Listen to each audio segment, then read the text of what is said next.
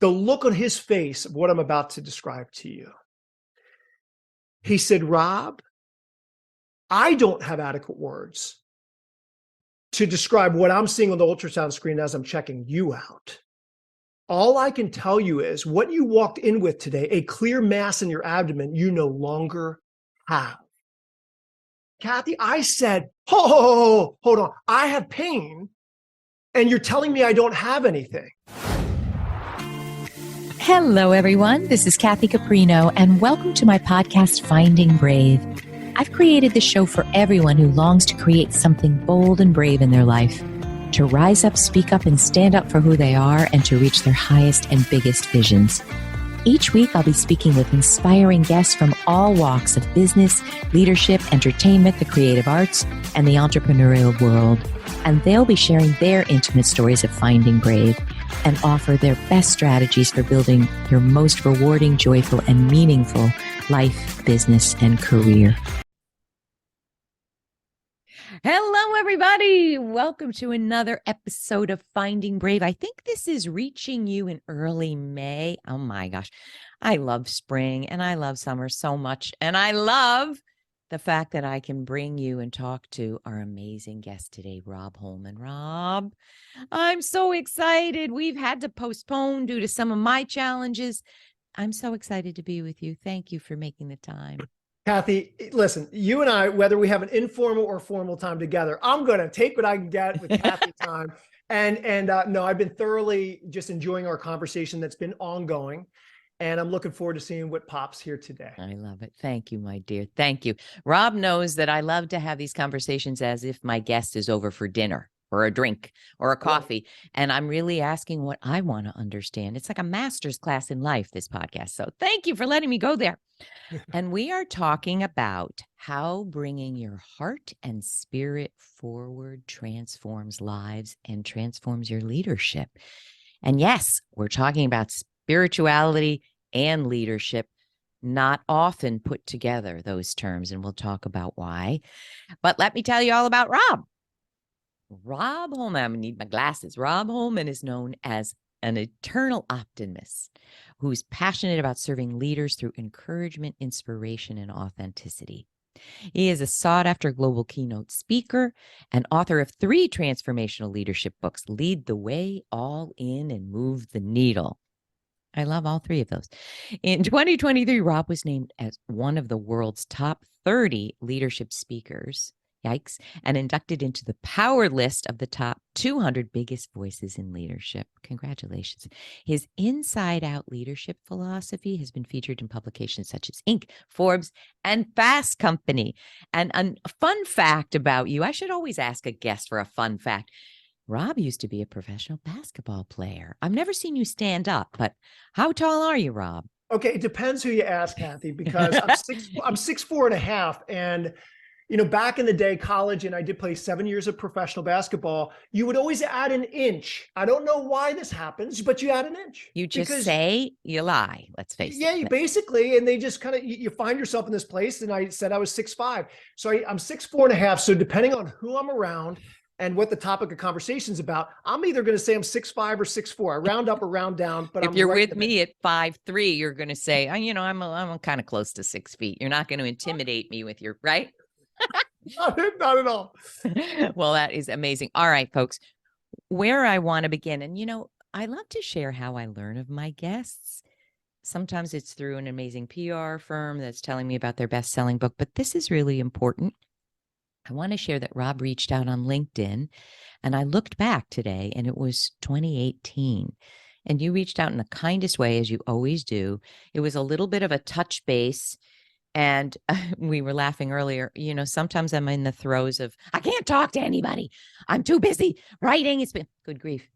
So I said something, and then you reached back. It was January of 20. Was it January 2022 or even 2020? So. Yeah. And again, you were so kind and nothing pushy and nothing. But this time I had the presence of mind to say, let's connect. And it was off to the races. We had such a ball. So what that says to me, I'm always looking for lessons. You know, a lot of people say, "Ugh, LinkedIn, I hate it. Why do I have to do it? Should I only do it when I'm looking for a job?" No, no to all of that. It's the big cocktail party in the sky where you can meet with people from around the world who knock your socks off and inspire you. So why wouldn't you do it? So if you can, I hope lesson number one here is take the time when people reach out. Not everybody, but when it really makes you go, that sounds interesting. Definitely get on Zoom. And that's why we're here today. All right, Robb, let us start with, this is a story you told me when we first talked. And, you know, it's so remarkable. And I know it shaped you in so many ways. Your miracle story, we call it. Would you start with that? Because it gives us the context of why you are who you are and do what you do. Would you? Yeah, I appreciate that. And it really does. You know, I think if nothing else, those that are listening to this story, hopefully they can find themselves in the midst of it. You know, for me, Kathy, I go back to when I was about ready to head into my senior year of university. So this is going back a few years now, being age 47. So this is 1997. Wow. And you know, everyone kept on saying, as it was the summer and I was approaching going back, right? Because we typically head back in university in August timeframe, mid-August or so. And this was around July, midsummer. And family members and friends said, Robb, you're ready to embark in the best year of your life. It's your senior year. Wow. So I was excited. There was anticipation building in my heart, my mind. I was a basketball player. I was going to be co-captain of the basketball team, business student. And I'm 21. I mean, come on. It all should be good, right? It should it be? So they say. So they say. And so I started to observe something that was not so good. And that was a tumor in my abdomen that in that July, just a month and a half before I went back to the college campus, I found, and it was growing with every day. And it was extremely, extremely painful. You could feel it? You could I could feel it. It was, so I told my mom, certainly very close with my mom. And she urged me to see the doctor right away. And I'm like a cool 21-year-old young man. And I said, Kathy, no, Mom, it'll go away. Everything will be fine. It didn't. And then now, as weeks progressed, the tumor was getting larger. The pain was even getting stronger, more significant. And so now I find myself on the college campus. I did not see the doctor until I stepped foot on the college campus and got a basketball physical, which was not a foreign thing for me. Typically, as soon as I step foot on the college campus, the coach urges us to get a college basketball physical. And I did that. And so were you nervous? Were you nervous? Oh my goodness. I was nervous beyond belief. So you knew something was wrong. You just were in denial. Yeah, I was in denial. I didn't want the doctor to tell me what I thought I may have. So I go in to see him, and doctors are supposed to play it pretty cool because this is their profession. And the doctor did, but I saw the look of urgency on his face. And he says, you need to see a doctor. You need to get tested right away and see some specialists. And I walk out of that doctor's appointment, Kathy, it was arguably the loneliest walk of my entire life, about a half mile across campus to my college apartment. And the best way I can describe it, I was thinking the worst. What do I have, cancer at 21 years old, and I'm going to die prematurely or something? I was like numb to the world. I didn't even have like feelings really. That walk was very lonely. It was very numbing. Long story short, I get CAT scans, MRIs, ultrasounds by multiple doctors, multiple times, mind you. Right then, right after, a few weeks after? Shortly after, with a matter of like a few days, I was getting my first test done. And then these doctors would study the test. They didn't know what it was. So I would get other tests. I would get retested. It didn't look MRIs. Like a normal tumor. No, very abnormal. I see. So 6 weeks came and went. Yes, I said 6 weeks, not 6 days. 6 weeks came and went. They still didn't know what it was. So they didn't know what to do about it. Now, I come from a family that believes in prayer and the power of prayer. And this is a little bit about my spiritual journey as well. So I grew up in like a Christian home. And so my family is praying for healing. But quite frankly, during these 6 week period of time, they're praying for a diagnosis. So we can do something. Do something. So whether this goes away miraculously through the power of healing or just practical means, we just want to know what it is so we can go about it in practical ways. Wow. So I was a wreck spiritually, emotionally, and physically throughout the period of this 6 weeks until what I'm about to share with you, Kathy. I go in to see an ultrasound specialist that I had not previously seen in any of my other doctor's appointments. At the hospital somewhere? I'm so It was curious. UPenn Hospital. UPenn It's Hospital. kind of a world-renowned Very hospital, reputable, you know. Yeah. Philadelphia area. And yeah, doctor was, I don't even know how I got a chance to see him. Had a chance to see him. He proceeds to, prod and push and everything. But now he's also checking out the ultrasound screen. And to his utter amazement, I still can't even put into words that I can clearly articulate the look on his face of what I'm about to describe to you. He said, Rob, I don't have adequate words to describe what I'm seeing on the ultrasound screen as I'm checking you out. All I can tell you is what you walked in with today, a clear mass in your abdomen, you no longer have.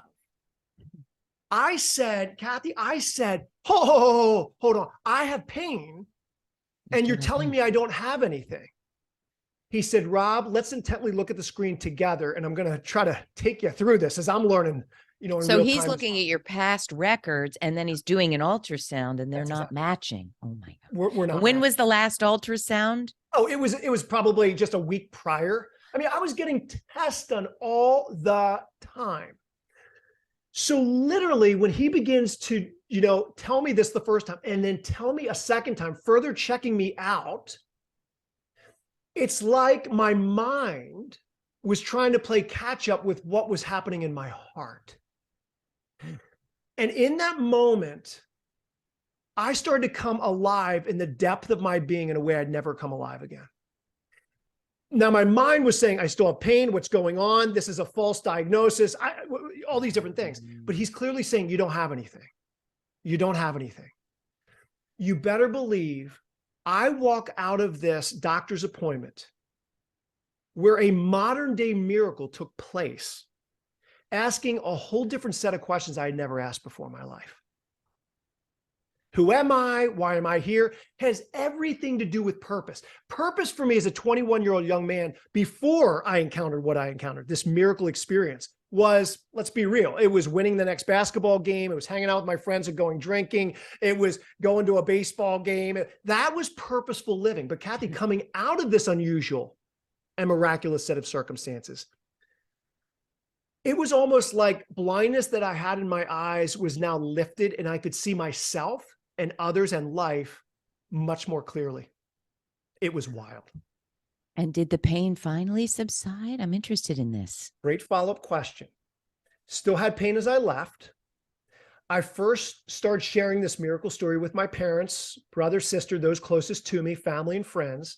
With every person I shared what had happened, the pain gradually left my body more and more with every person I shared this testimony with. And after sharing my story, quite frankly, with probably a third of the college campus when I got back, I'm being a little funny. The bullhorn. Yeah, right. I mean, within a matter of 24 hours, the pain left my body in its entirety and it's never been back since. Oh, Rob. So that showed me a couple things. One, I think we all have some crossroads we go through in life. Some are extreme, some are subtle. And what do we do with the information we're given? That's number one. And the second thing is, when we have a story and we're willing to share it, the power that comes with us expressing our story is unbelievable. Not just what it does for us, the one sharing the story, but the recipients of that story. So there's a two-way exchange there that can bring further healing to ourselves and other people as well. I have so many questions. Oh, what a story. Modern medical miracle. Where do I want to take my questions? We talked about this earlier, but I'd love to hear what you think. When you say telling of the story changes the teller and the receiver, yeah. I was just thinking this morning, there are no accidents, right? It's all serendipity and wonderful. But I was thinking, right now I'm going through a bit of a vulnerable time, moving, blah, blah, blah. I find that one of my problems, challenges, foibles, I don't want to say flaws, is that I like to be the strong one where everything's going well. I don't like it when I'm sniffling in the corner or feeling, I don't like it. The problem is that's a facade. No one is always strong. No one is always happy. If you are, you're either in denial, you are blocked off from your emotions, or you're faking. Yeah. So can you tell me, if you feel it's important for the listeners, the telling of the story, both before and after? What is the biggest learning? That we do need to share our vulnerabilities and our fears? Tell us what we need to learn vis-a-vis leadership and being who we're meant to be in the world, which I think is the point. I believe that we either think that we need to be joyful, happy, or we need to be sad and angry. I encourage people to live in and with both. That when we absorb joy and we also absorb grief, both, there's a place. I'll give you an example that pops to my mind right away. When we're at memorial service and the officiant, the pastor and officiant, they lead us through that service. Right. An effective officiant is going to say, hey, this is a celebration of one's life. There's going to be a time, and rightly so, to grieve, to be sad, the heartache. We need to feel that. We need to absorb that because we're human. That's what makes us human. At the same time, there's going to be times of sharing of story, of those that are sharing the story and those that are receiving the story. A time where we laugh. There's joy. Now that's in a memorial service. That's when our heart's aching.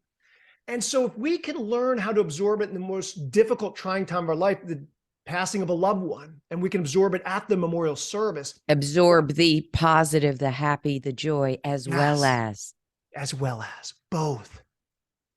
Because again, I think in our culture, Kathy, we feel like we have to be one or the other. Why can't we be both? And I think the more that we learn how to be both, how to absorb and then live in and out of this place, absorbing both, we're true to ourselves. There's an authenticity and a transparency that naturally comes out, not trying to be someone who we're not, but being true to who we are truly designed to be. It's so beautiful, Rob. So, and I'm learning, and listen, I want to be vulnerable with you. This is something I tend to weigh heavier on the joyful, happy. I've been called at times on occasion by family members and friends, Rob's this bouncing happy face. He just bounces all over the place, regardless of what life throws. But I am learning the more that I live, as important as that is, and that is who I am, to spend a little bit more time also dealing with and absorbing reality, and in a sense, being inspired by it, the good, the bad, and the ugly. And I came across this article that I'm reminded of, and I forget who wrote it right now, so I don't take any credit for it, but I love the title, and it said, inspired by your reality. Learning, I think it was medical doctors from Harvard. Ooh, and it was one in particular, inspired by your reality. Wow. And all the medical research that backs it up, that, those that are more present, those that are more self-aware and aware of others and circumstances are those that truly are in touch with what they're going through, the good, the bad, and the challenging things. And they absorb it in such a way that they're inspired, and that inspiration kind of catapults them into a place with others they never have otherwise. Oh my gosh, Rob, my head's exploding. It's something I read this very day I want to ask you about. I think it touches on that. I get emails every day from Mike Dooley, who his company is TUT.com. Spiritual notes from the universe. So, God's notes. And they're funny. I laugh out loud. I'm laying in bed reading every day. And every day the quote is either for me or someone I know, a client, a friend. But this one said, I'm going to butcher it, something like, you're a spiritual a spiritual person to know that you're responsible for your happiness. You're a spiritual giant when you know you're responsible for your unhappiness. Mm. And I was like, what? Wait a minute. Hang on. What is that? What's that mean? But I'm going through things where I'm kind of obsessing about, is the move going to be right? Is the light going to be right for Zoom? I'm making myself nuts. Yeah. And I realized that was for me. It's not that, as a former therapist, it is not that we just brush off what we're worried about. No, but we are responsible for our unhappiness as well as our happiness. That's right. It's a choice. It is. It is. And We people hate that. I know. And we underestimate the power of choice. And really, we underestimate the power of the human will in the midst of choice. Oh, tell us more about that. I will do something or I will not do something. And when we realize the power that we have in choice, when we feel a certain way, when we wake up on the wrong side of bed in the morning, let's get practical. We all have those days where, for whatever reason, I guess we just didn't get enough sleep. We're having some it's cloudy and rainy, and I'm like, not again. Not again. Oh my goodness. But when we wake up, the temptation for all of us, do I just kind of wallow in all this all day and just, or do I do something about it? Do I go out for a long walk? Or if it's raining, for instance, do I call a faithful friend that I know has the gift of encouragement because I need a little pick me up? Are we making the choices to perhaps play a role in turning around a set of circumstances, at the same time feeling them? Because I love what you said. You have such an extensive background with, you're a cheerleader of people, your therapy background, of course, it is so easy to just bypass how we really feel. I did it for years. Yeah.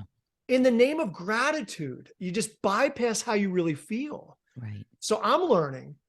And it is a balance. Like sometimes I'll look and it's gray and awful. And I'm like, that's it. I'm going back to bed. That's okay. I am not by any means saying always be happy. I am saying know that everything is a choice. Mm-hmm. And we can choose to nurture ourselves and go back to bed because the day is exhausting and you're tired and it's enough and you need sleep and you need to look at your phone maybe. Right. I love it.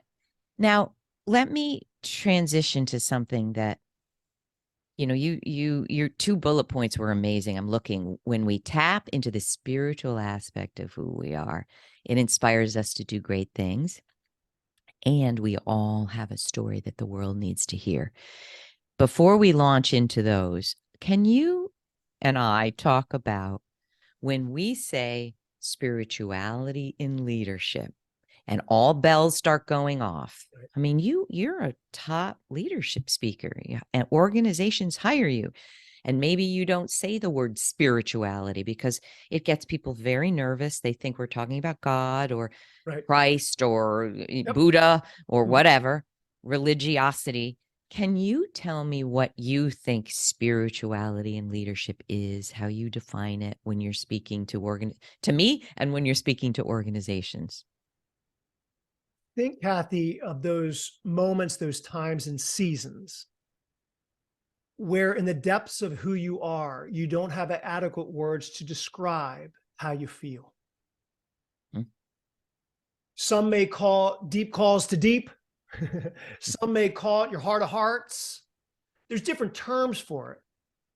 But I really find in the deepest place of who we are, that's the spiritual place. Can it also be the knowingness that you have no business knowing? Like, absolutely. I know this is going badly. I know this person is hurting. I know, but you really don't. It's not coming through your senses. It's coming through a knowingness. Is it that it's a knowingness, that intuition, right? The intuitive nature of each one of us. And some could be listening and like, Rob, I'm not a terribly intuitive person. This is kind of a foreign concept for me. I think people are a little bit more intuitive than they may even realize. And I think we can point to certain aspects and times in our life where, whether it was conscious or unconscious at the time, right, that we really there was a deep conviction of the heart, something deep within us that started to well up, and we kind of went with our gut. We, a feeling that overtook us, for lack of a better term, and it just compelled us to act, to be kind to someone, to do something that a manual or a book, could never even scratch the surface to really telling it. But we just felt in that time we needed to do this. I don't know why exactly. I don't have all the answers, but I felt compelled to do it. That's a very spiritual place, right? And so for me, I want to know how I can tap into this deep place more often. I want to nurture it. I want to care for it. It's like being a good steward of certain things.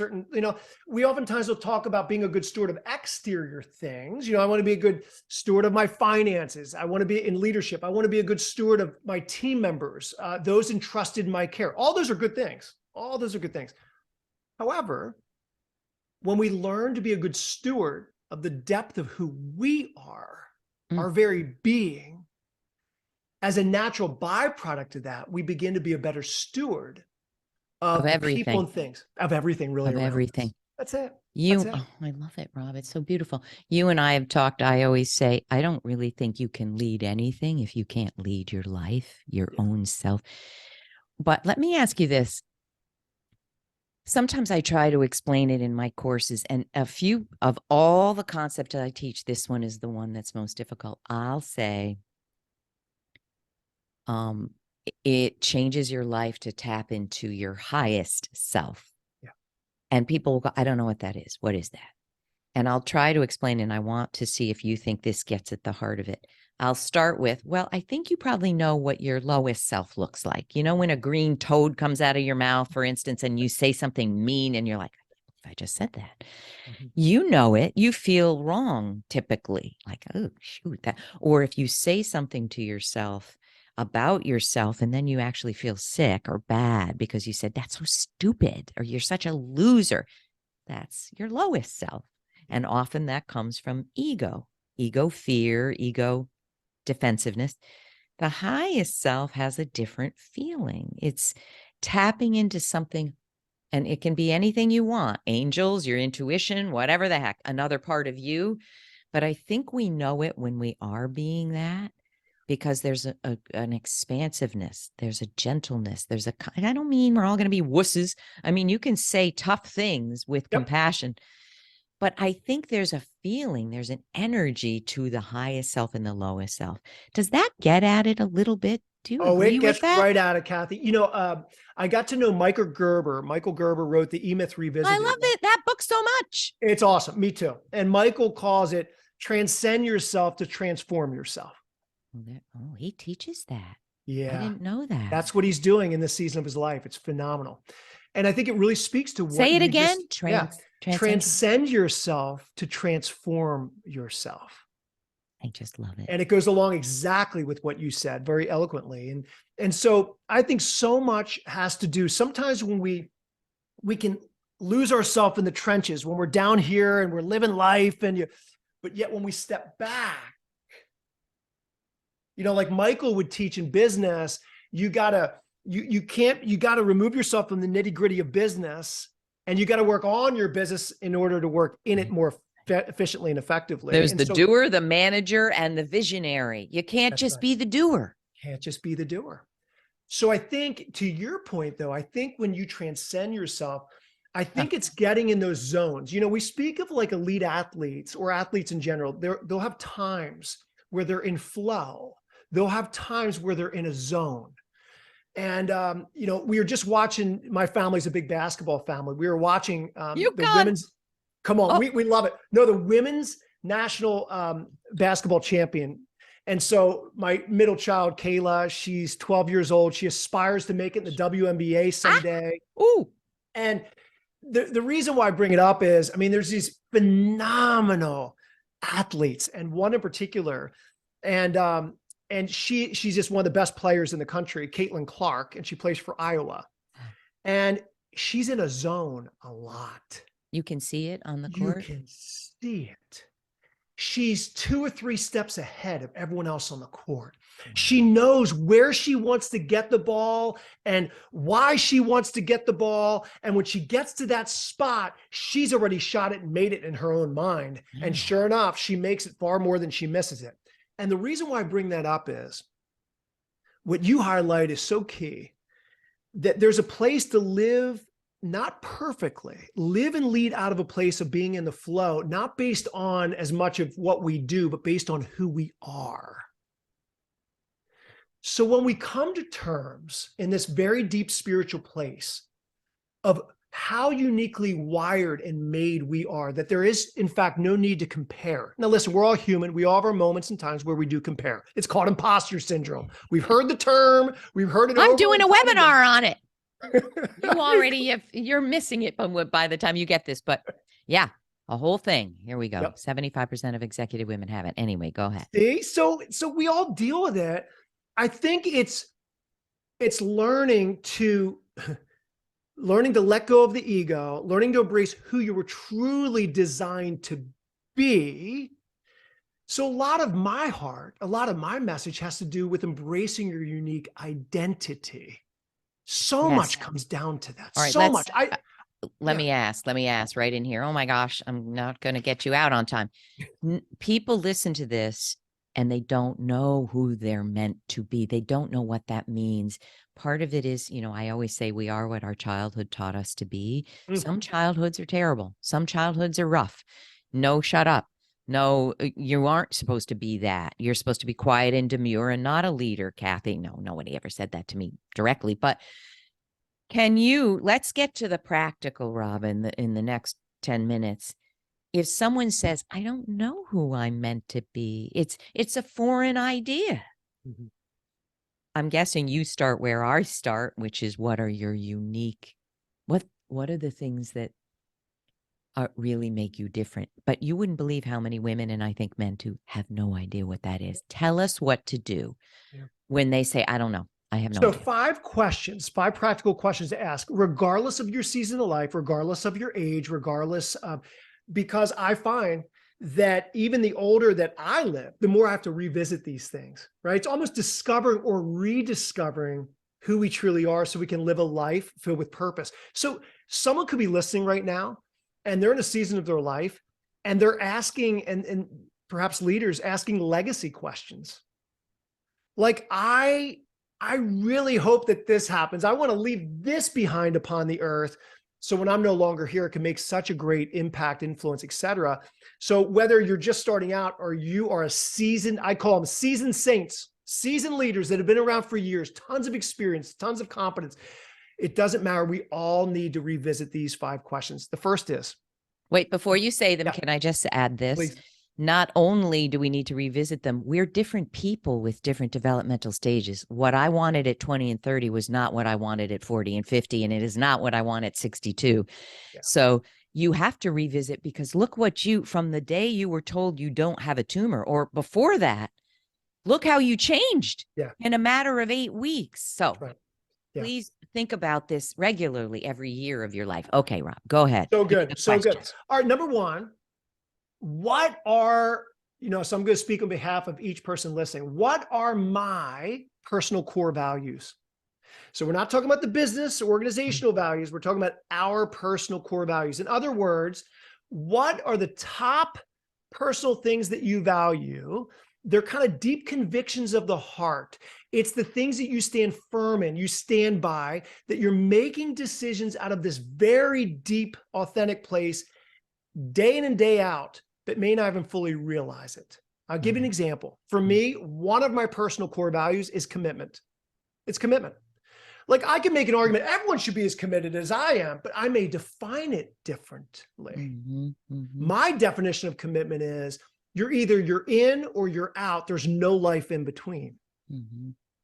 So what are my top personal core values? Second question. What are my top 3 strengths or natural talents? This is where people struggle. This is it. Women, right? I don't know what I'm good at. Think back ever since you were a little boy or a little girl, when you were a child, the things that came a bit more naturally to you.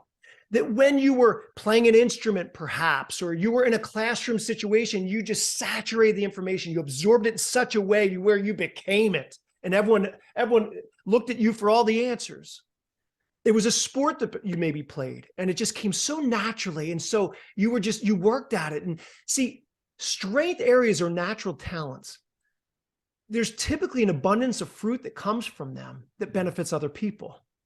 But if you don't And recognize them, you're unhappy because you're not leveraging them. You have no idea. That's right.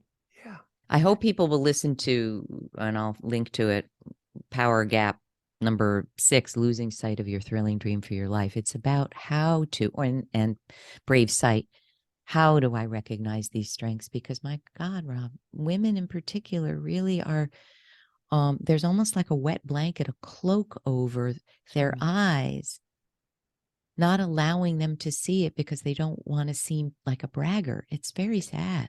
All right. That's number 2, your natural strengths. Thank you for that. All right. What else? Number 3, what are the greatest passions in your life? Passion areas. A way I like to put it is, a passion is something that has you leaping out of bed in the morning in which to do or to accomplish. It's not hard work. I mean, some might be thinking, oh, when I go on vacation here, that is a great passion for me. I mean, think about it. Even if people hit the snooze button a number of times to wake up, not everyone does, but some people do. See, a passion area, when let's say, I don't know, you got to get up early to engage in a passion area, you don't even have to use the snooze button. Matter of fact, you don't even have to put the alarm on. Yeah. Because your body naturally adjusts to get up early. Why? Because you're so excited to do it. Through that. And so for me, reading a really good book, I get really passionate about that. Now, a fiction book or nonfiction? Typically it's nonfiction.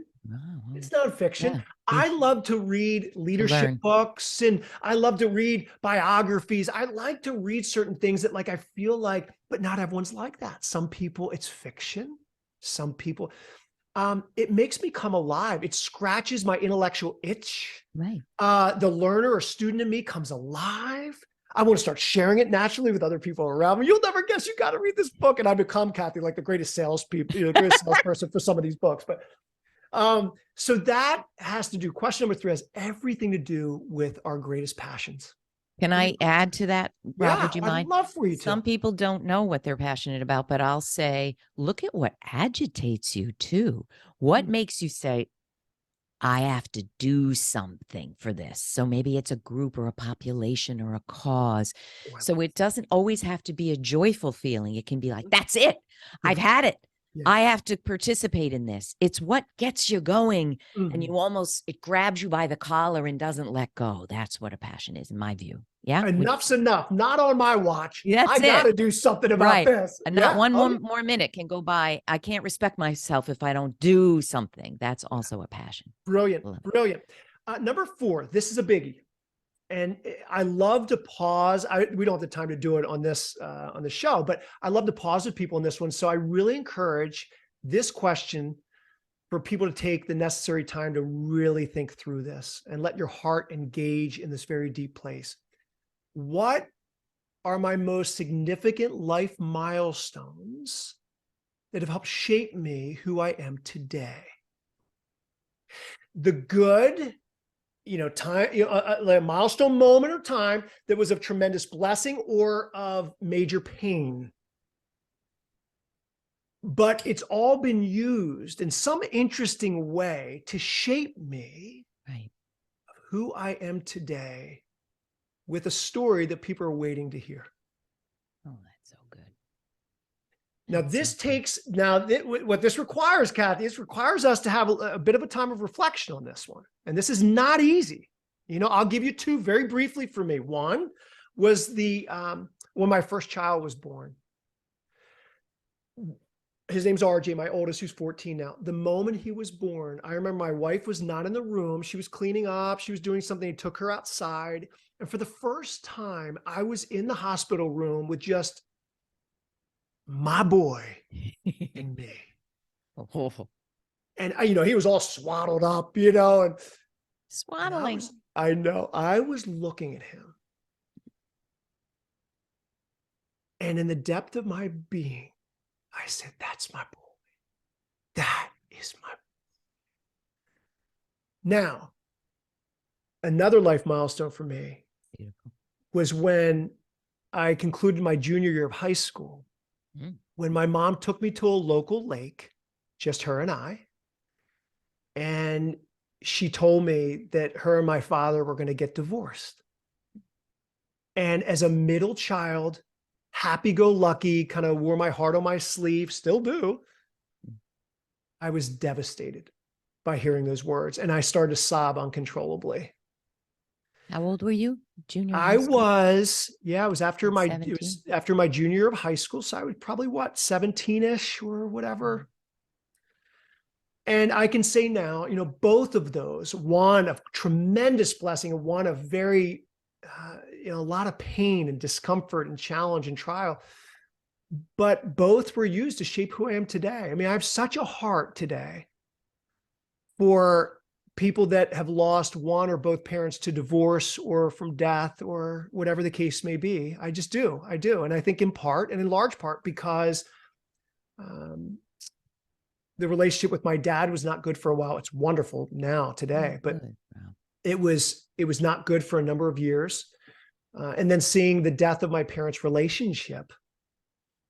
But I look, and what do I get most life out of today when I can come alongside of someone that is a new father or mother enjoying the birth of their first child, or come alongside of someone who has lost a parent or going through a divorce within their family. And I come just as alive in that, but in a different way than I do with someone who has a newborn.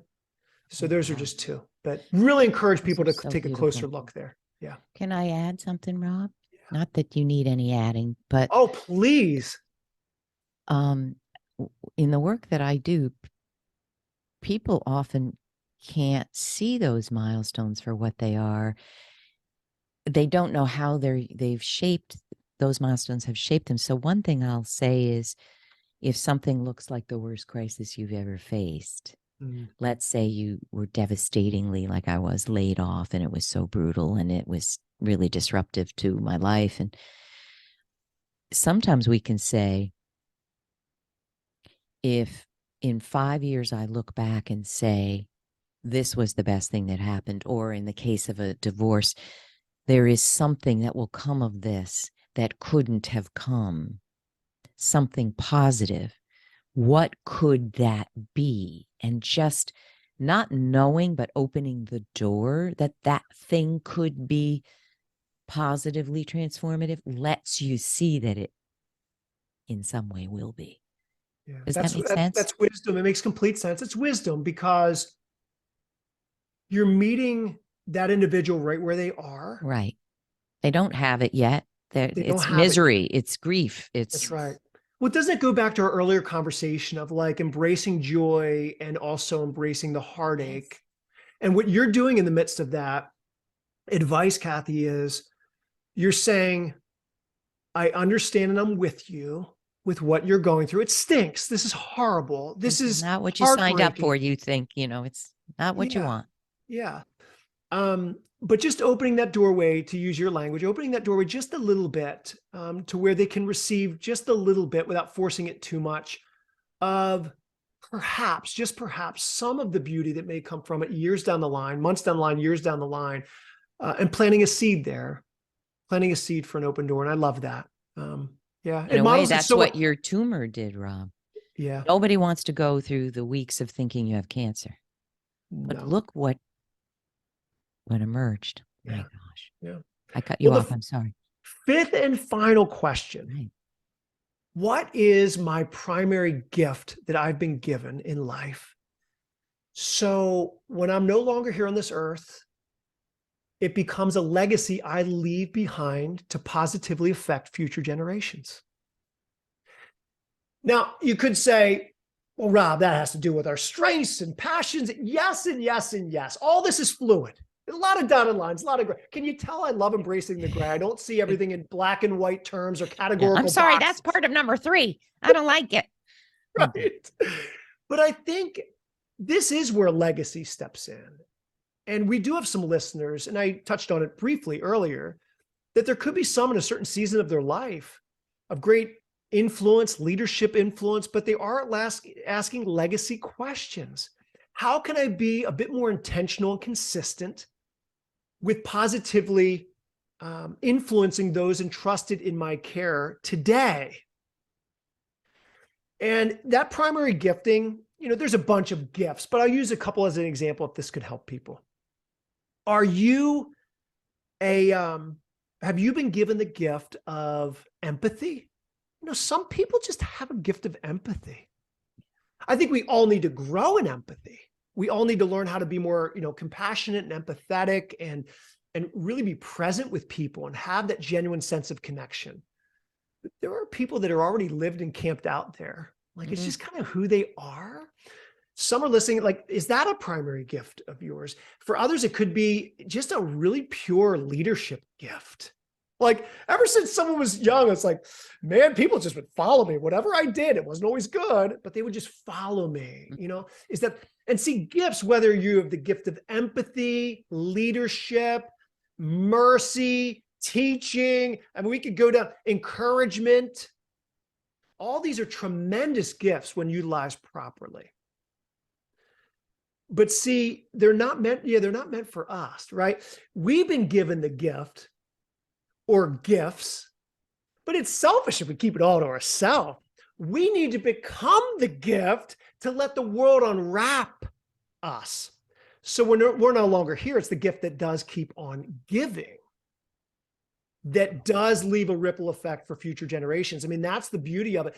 I don't know if you ever saw the movie, Kathy. Fascinating movie, and I don't want to give away the whole thing. Spoiler alert, spoiler alert. It's called The Book of Eli with Denzel Washington. No. Came out back years ago. And I'll whet your appetite and the listener's appetite a little bit for this movie. Denzel carried around this book with him.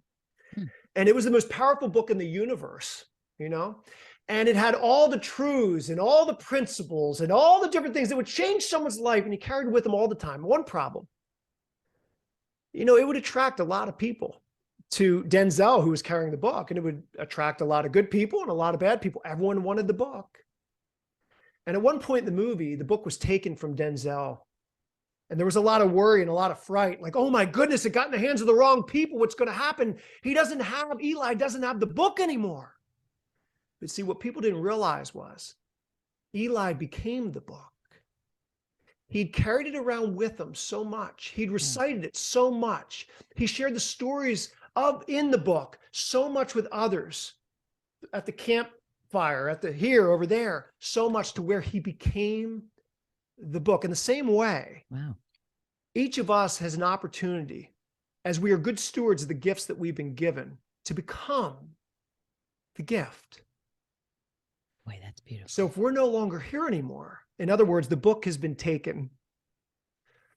Now, the book has been given to so many different people because of how you lived your life, and you can multiply your effect. And it's just a beautiful thing to look at the gifts in our life. There's no doubt about it. Look at it. Yeah. If I think about what is my legacy, I was just looking at when I got a little popular on LinkedIn, a LinkedIn production team came to do a little video to get people to write on the LinkedIn platform. Now, what is it? 90 million people do it.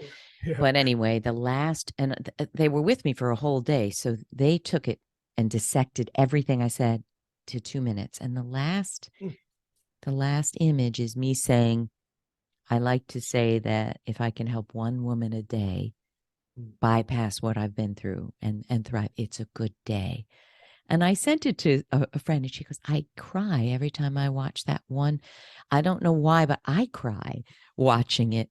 And I think that sometimes our legacy can be turning our mess, the mess that we had. I wish I had quoted this. I wish this were my quote, but turning our mess into a message that I could stay stuck in the pain of the mess, or I can create, after overcoming that, a message for others. And I think that's a little bit what you're talking about, is it? It really is. It is. And I think, I just keep on coming back to this, of that joy and also the grief it's so easy to start sharing your life when you've already overcome it, something, right? And so maybe, well, 5 years ago, you'll never guess, or, oh my goodness, that tumor that was a miracle. But I want to share something with you. I think that'll really help you and the listeners really appreciate what I currently have gone through. And I wasn't planning on doing this, but I think it'll really, I think people will really resonate with this. My son, my oldest, who's 14, who I mentioned before, he had extremely challenging a couple days last week. He was rushed to the emergency room. He has severe allergy to peanuts, walnuts, and pecans. And so he was getting tested for an annual test to see how much he's improved in one of those nuts, and it so happened that it was pecans. And so it's a very safe environment. There's some nurses, some people that know what they're doing, and they take him through 6 stages. And he was doing pretty well until the 5th stage. Like they're injecting him with, the essence and then of digesting, pecans, and then pecan. Yep, then digesting pecan butter and stuff like that. Well, Kathy, the 5th stage came, and it did not go well at all. His body was acting violently. He had to get 2 EpiPen shots, a steroid. And so finally they said, we need to take him to the ER. And my wife's trying to text me. It's craziness. And so I go, talking about spiritual, for me, I go into a mode of prayer. And I also keep a very close connection with my wife during this time of what they need. How's he doing? And he makes it to the hospital. And they had to give him an IV to flush things out, take his vitals. Everything's okay. But it was a big scare in our family. I don't like it. I thought it was supposed to be safe, this testing. Anyway, that's another point. I know. And, but I share that to say, I'm going through stuff right now, the same way all of us are going through stuff right now.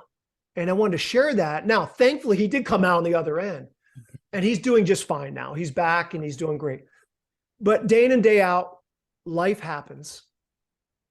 And making a commitment at the end of the day to embrace who we are by looking at those 5 key questions, being thankful for the gift that we truly are in this world, and for the people that are currently in our life day in and day out.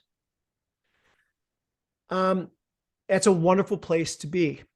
And when we actually become more self-reflective and be not just okay, but learn to embrace the quiet times of self-reflection, meditation, and prayer, then we start to learn slowly but surely how to absorb both joy and grief together. And I've learned as a natural result, it equals presence for me. I'm more and more present as I really embrace both of those things in my life. And so I just, I encourage everyone listening right now, just take the time that's necessary for you, embracing who you are and what you're about, and you will benefit greatly, and others will be the beneficiaries of that.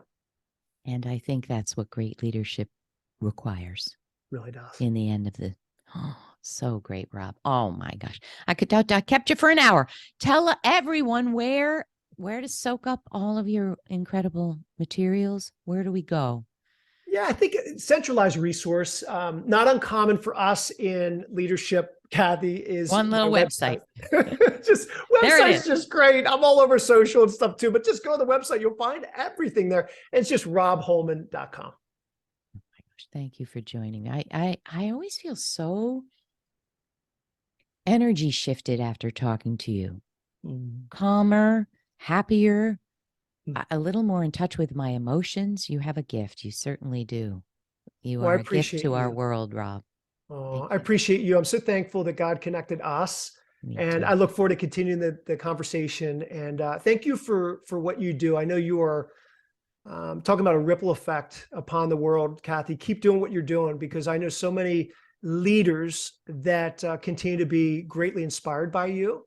Okay. And because it's, you know who you are, and you're not afraid to not only embrace, but you're not afraid to live in and out of that place. So thank you. Thank you, my dear. Thank you so much. Oh, all right, people.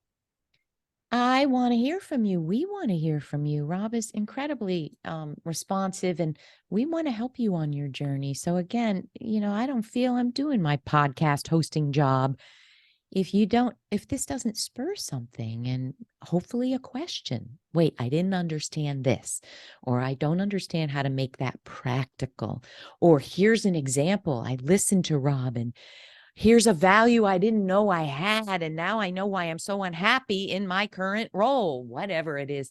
Can we hear from you wherever you see this on social media? I know Robb and I would be so grateful. And if you have any questions, let us help you on your journey.